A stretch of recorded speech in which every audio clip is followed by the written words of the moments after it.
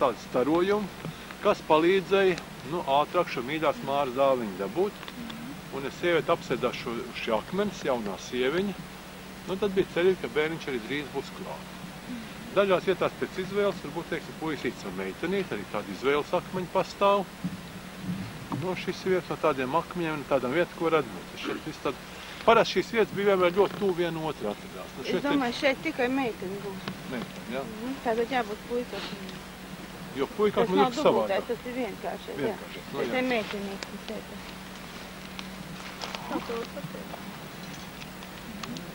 Nāk ienāk. Bet enerģijas plūsmas nāk ārā. Tad var teikt šī tāda. Tad jau te tikai bez $10 nevienmēšanās. Tā, jā. Jā, tas ir tipisks papīšu akmens. Tipisks. Meitenes sargaties tagad. Sēdam, pasēdam. Jā. Vai es vēl ilgi nesēšu, man es kādu iesāk lūk mežā iekšā.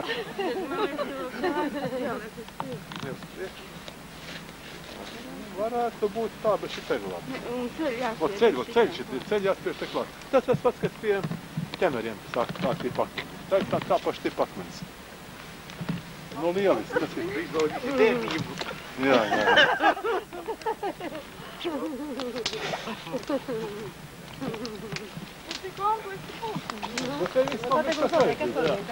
Tā ir kaut kur sadrināšanas akmenim vajadzētu būt.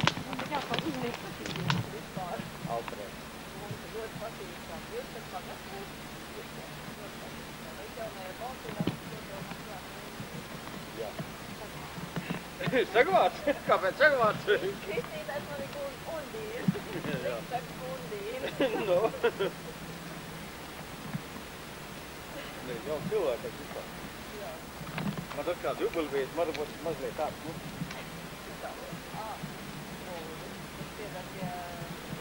Jā. Mēs esam uz senā saules taka. Tā lieldienu līnija, paskatāmies kompasā. Tad viņa precīzi, tie ir austrumi, tur lec saulīta lieldienu rītā. Un šīs vietas senums ar mūsu metodēm nosakot varētu būt ap 9 gadu tūkstoši. Centrs, no kura raudzījās, varētu būt kādi 200–250 metru uz to pusi, tas sākuma punkts. Bet mēs esam pieskaruši tik dziļai senatnē, ka vispār ir vienā no senākajām vietām Latvijā. Jā, pokaini varianti. Jā. Ir vienāda garuma. Saules riet un saules laiks atrodas uz vienas līnijas. Uz vienu, precīzi austrumos lec saulīt, precīzi rietumos viņa noriet. Tas bija precīzi tā. Un tad no tā sāka skaitīšana. Laiks tika sadalīts divos, bija vasaras laiks un ziemas laiks. Vasaras laiks bija apmēram 21. marta līdz apmēram 22. septembrim, tas bija tā vasaras periods, tad otrs, ka bija ziemas periods. Un šajā periodā to gadu dalīja vēl citās daļās. Tad Jāņi šķēla pušu šo vasaras laiku, Ziemassvētki šķēla pušu ziemas laiku, un tad nāca vēl papildu dalījumi. Papildu dalījumi tie bija meteņi, ūsiņi, rudensmāra, mārtiņi, tie nāca papildu dalījumi klāt, kas var gadu papildu dalījumi. Bet šis bija pamats astronomiskiem novērojumiem, kalendārā laika noteikšana, zināt, kad ir kādi darbi darām, kad ir svētki svinām, kad ko darīt. Un otrs, šīs pats bija ļoti liels enerģijas līnijas, uz kurām cilvēks varēja gūt atbildi uz viņam nepieciešamiem jautājumiem. Kā, teiksim, kas viņam jādara, kas viņu gaida, kas ir bīstams, vai kāds būs, teiksim, vai būs slapjš gads vai sauss gads, vai, teiksim, vai ražīgs vai neražīgs, un kā rīkoties. Klausies, kā teida putna reakcija par to, kad tu teici, ka tā ir ievērojamākā vieta, tad putni sāk brēkt. Kad es teicu stāstu šitā pa jauku vietu, ko tagad viņš saka? Piekrītoši. Klausieties, daba viss pasaka. Dabā viss. Jā, un te bija arī notika poti viss, teiksim, darbības, ko tagad sauc par zintnieciskām. Tas bija ļoti nozīmīgs, un tās olējam cilvēka likteni, cilts likteni, zemes likteni. Un, ja, teiksim, cilvēks nebija saistībā ar zemi, ar dabu, tad viņam bija jāiet bojā. Viņš jau nebija nekāds krāja aizdevu kases vai teiksim, tur kas ir, kas palīdz, vai sociāls aprūpas dienas. Jā. Ja tas, kas dabas likumības neievēr, tas, kas neprata dabu lasīt, viņam bija jāiziet bojā. Viņam bija nekas cits nevarēja notikties.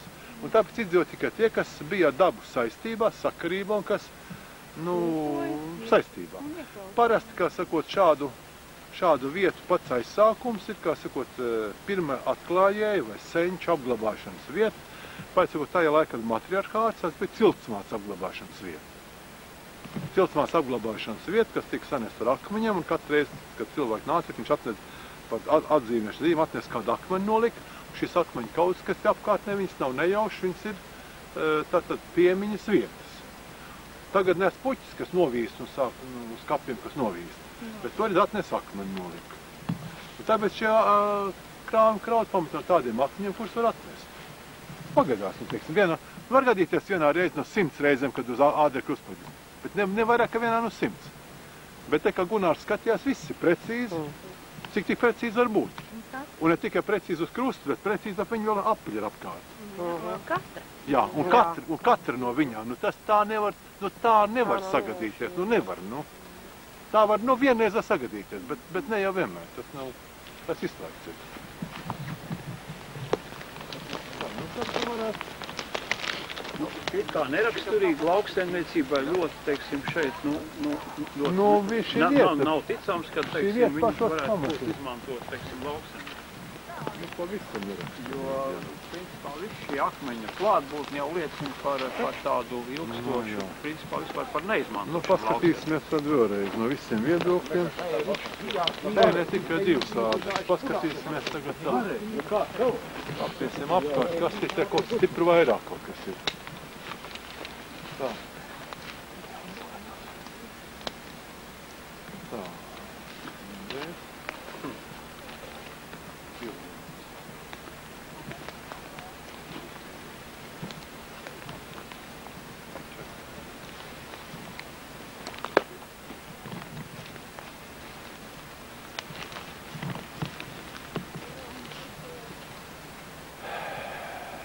Tas ir, ka tā ir supervieta. Ir ādera krustpunkts, ko krustojas. Parasti ir tikai vienkārši krustpunkts, tikai tā viņi sajiet kopā tādā veidā. Ir retas vietas, ka krustojās, teiksim, jau 6 āderas. Tad tas jau liels retums. Te ir 9. 9. Tas ir tikai, mēs Latvijā zinām tikai vēl vienu vietu, kur ir 9 ādera krustpunkts, tas ir Pokaiņos, pie tās augtā kartas akmens. Bet tas jau, to es tādi unikums. Tas netieši unikums, es teikšu, ka vēl vieniet Latvijā tādi. Te varētu būt, tas ir bijis, šīs te ciltsmātes vai vietas dibinātājs apglabāšanas vieta. Paskatīsimies, vēlreiz gadus pārbaudīsim. Kas tur vispār ir noticis? Tur ir sieviete no saule. Saulīt mīļa māmiņa, jaukabs un labumiņa. Un patriarkāts tas ir tas, kas nāk, ieņemts ir no austrumu reliģijām. Tas ir tēvs, ir valdnieks un māte tikai kalpo un kas tam nedrīkst cilvēkiem parādīt. Tas no Nāvas jūras rajona. Tas ir Nāvas jūras rajons, tas ir tā nāve. Tā ir Baltā. Jo būtībā vīrietis tas, kas dara darbu, bet sieviete tā, kas rūpēs par māju, lai visiem būtu labi, lai būtu vecam cilvēkam būtu labi, lai bērniņam būtu labi, lai kustunīšiem būtu labi, lai visiem būtu labi.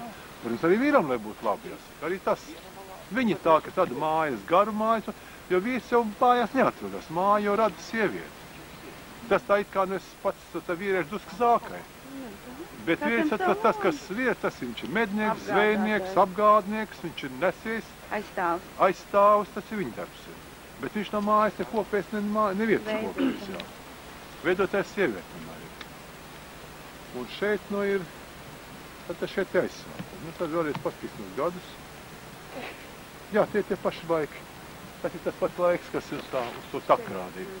Tas pats laiks.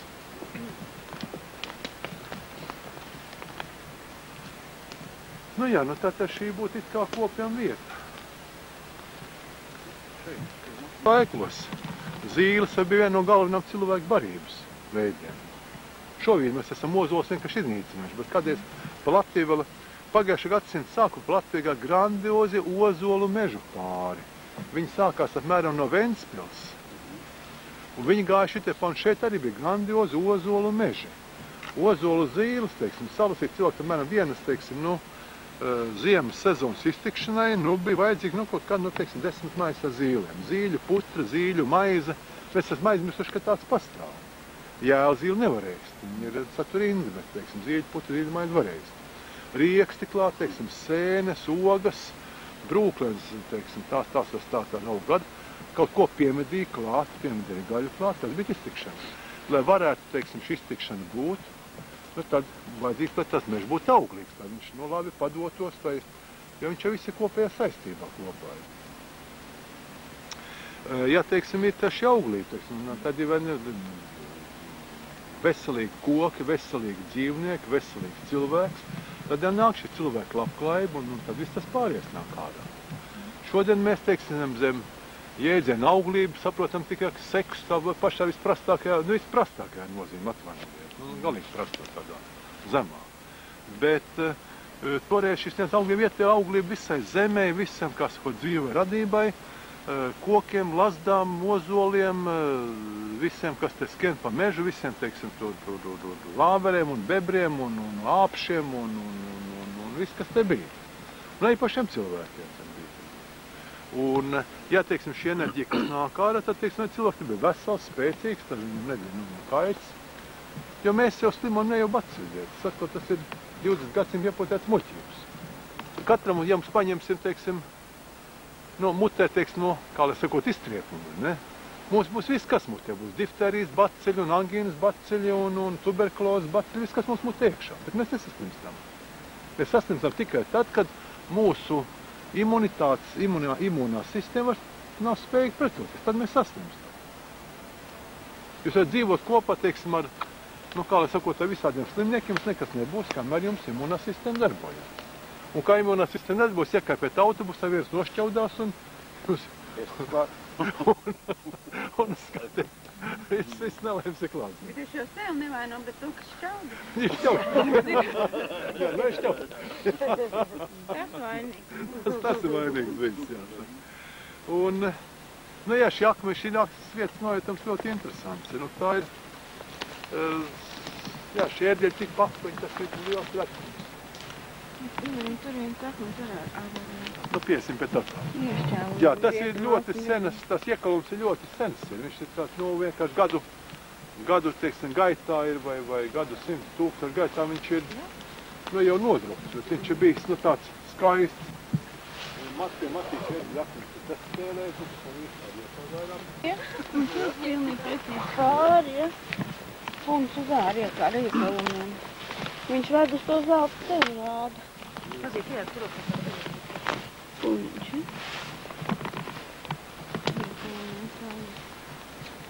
Jā, apstrādes pēdas, tas viss varētu būt. Jā, un tāds kā norāda. Viņš rāda uz to zelta ceļu augšā. Pat cik tāds bija pašam lielajiem akmenim, tad kā kalnu galā.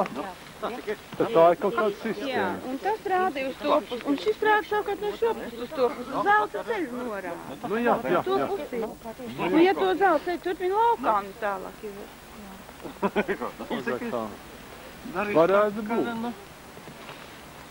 Varētu būt arī, jā. Pagā. Alda, neiznāk tā, kad ja no šejienes pa zelta ceļu ietālus nenonākam Launkalnē? Jā, apmēram tas virziens tāds. Jā, nē, tā viņš ir. Ir, jā. Tad, kā zinātnieki teikt, tā, protams, ir tikai sagadīšanās. Jā. Tas ir Launkalnas virziens. Tad tas ir bijis ģenerāla taka. Ģenerāla taka? Jā. Jo šādas nozīmīgi ceļi, viņi nav tāpat vien, viņš tāpat nesākās, tāpat vien nebeidzās. Viņam jābūt katrs ceļš gan no kaut kurienes uz kaut kurienes. Bet vai pie šāda ceļa varēja būt tāda šai vietai nozīmīga objekta, teiksim? Jā. Nē, mums jāskatās. Un šeit viņš beidz, sākās norāda. Pirms 9 gadu tūkstoši tas varēja būt stipri savādāk izskatīt. Bet viņš ir vietā. Pleskava šoseis strīpoja tādā tā vispār nekad nav bijusi, kā sakot, tas ir pagājušais gadsimts. Šeit beidzās, viņš ir robežākmens arī vienlaik.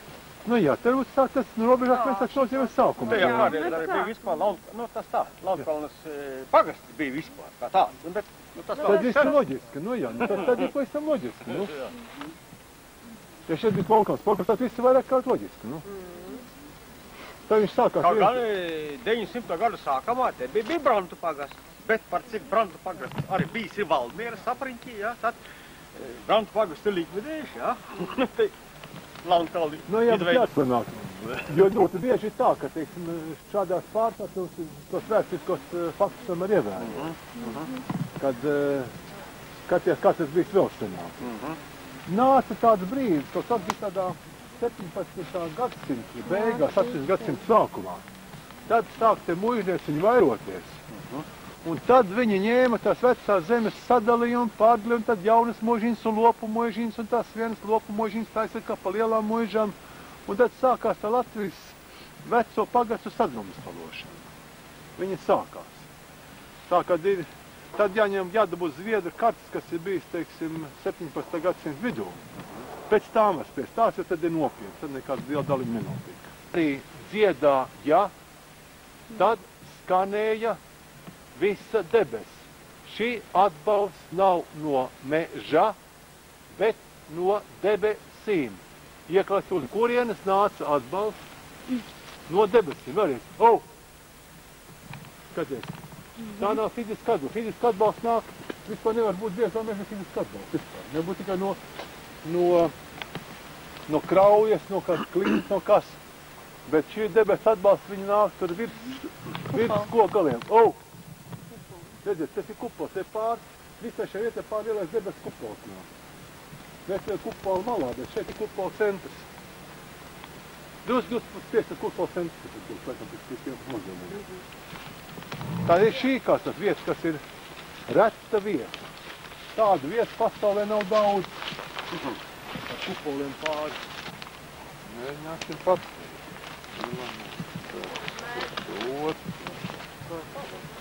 Viņa diametrā 3 km varētu būt. Bet viņš tā ļoti izteiks, viņš pašlaik šinīgi. Te ir centri. Tas ir ļoti tūpēc centri. Tas īsti, jo viens mājas no otrs bija kilometriem attāl, viss bija lieli meži. Bet šis bija tas kalns, teiksim, es uzkāpu tajā kalnā, padomāju un nolūkoju, tas ir gaišs, tad dot to gaišadzību, vai ne? Kur būtu jāiet, kur ir tā meitene, kas būtu, kas būtu visai dzīvei nolūkoja dzīvi. Ne jau nolūkoja priekš vienas naktskašas, bet nolūkoja visai dzīvei to meiteni.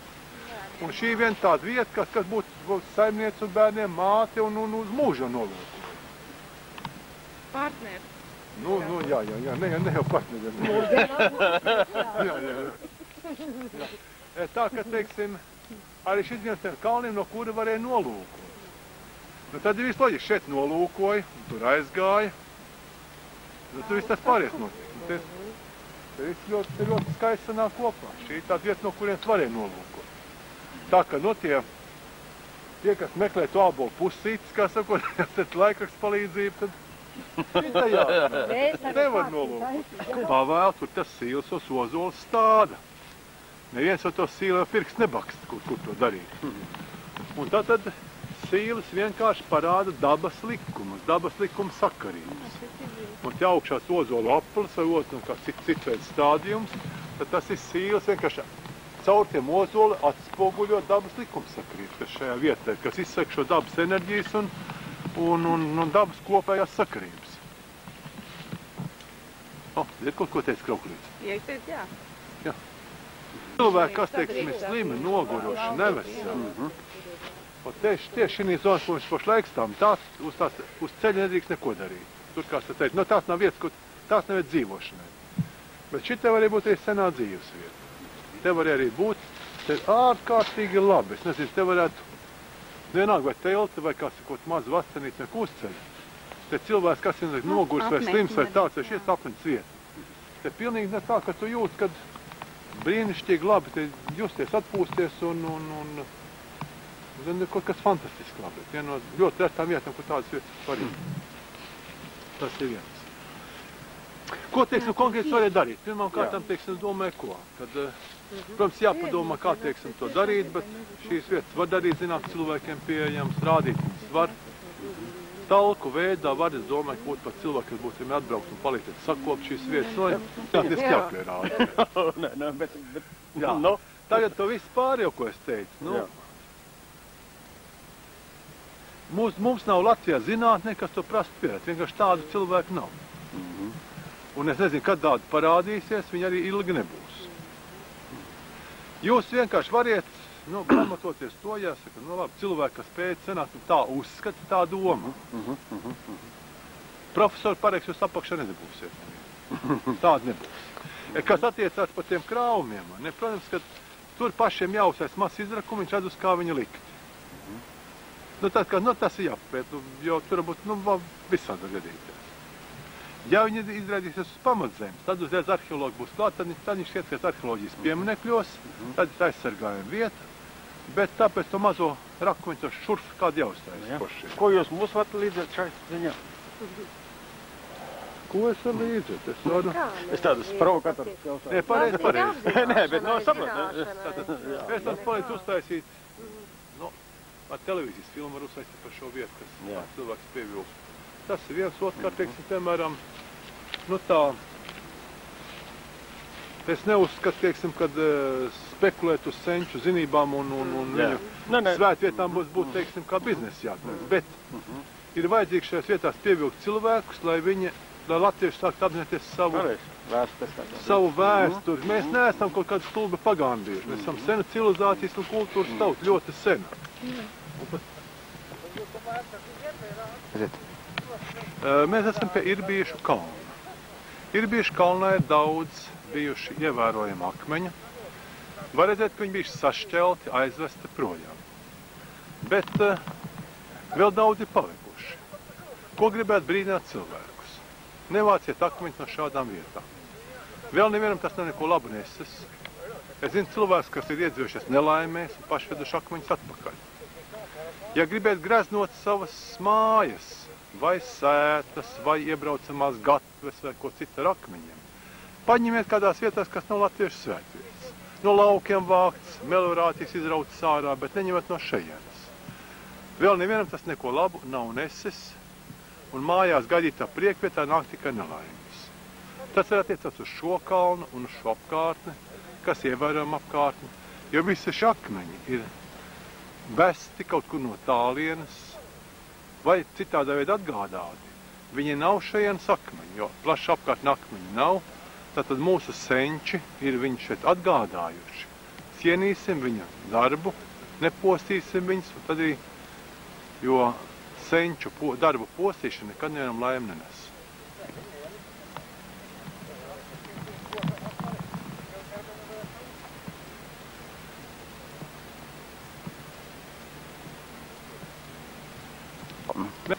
Mēs esam pabijuši ievērojamā vietā.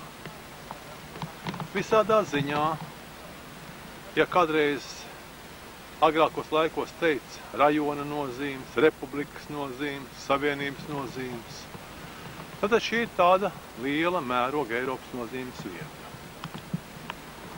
Un kaut te palikusi tikai daļa no tā, kas ir bijis kādreiz. Šobrīd šāda tipa veidojuma pasaulē nemaz nav tik daudz. Būtu vajadzīgs šo vietu saglabāt, izkopt, apzināt. Šodien mēs tikai pašķīram vaļā vienu lapspusi biezā grāmatā. Un diez vai tā bija pirmā lapspuse, diez vai bija kaut kas no vidus jau. Un mums ir jāapzinās, ka mēs neesam kaut kādi tumši pagāni. Esam sena kultūras un civilizācijas tauta. Mums jāiztais no verga kūkumus. Mums jāatmet savu verga dvēseli. Un jāapzinās, ka no šejienes Eiropai, Āzijā, var arī visai pasaulē, ir nesta kultūra un apziņa. Ievērojami tādi akmeņi, salikumi, apstrādāti akmeņi, kādi nav nekur citur. Vai arī ir ļoti reti un ne tikai Latvijā, arī Baltijā, Eiropā tādi ir skaitām uz pirkstiem. Šī vieta ir kopjama, šī vieta ir saudzējama un šī vieta apzināma kā ļoti izcila vieta Latvijā, kā izcila vieta Eiropā un izcila un nozīmīga vieta pasaulē.